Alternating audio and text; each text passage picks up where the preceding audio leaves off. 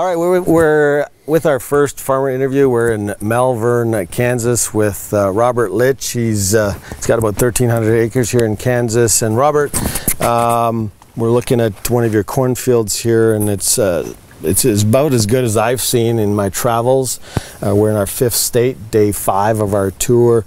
When was this planted, Robert? The first part of April. April, okay. Yeah. You've gotten plenty of moisture, you said? Yeah, we have.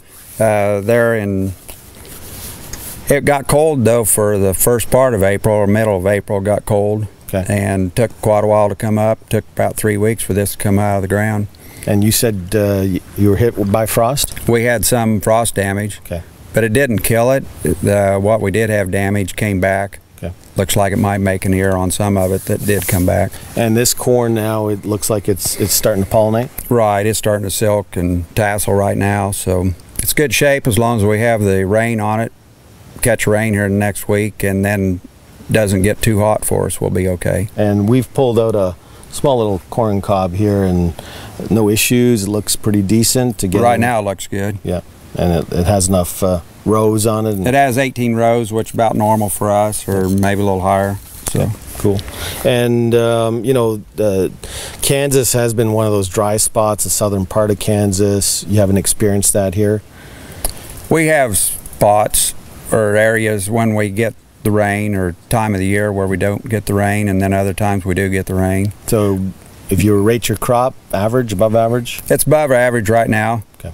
But in this part of the area, I told you earlier, I think we average 34 inches a year. Mm-hmm. But we don't get it when we need it in July and August. Okay. A lot of times it'll shut off in July and August. So. Well, again, it's one of the better crops we've seen along our tour.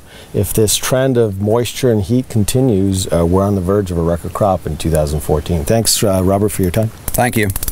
We're now in front of another cornfield that Robert, and this is his son, Brandon, work here. And Brandon, this field looks decent, although there is some variability in it. But you were saying earlier that it was hit by frost.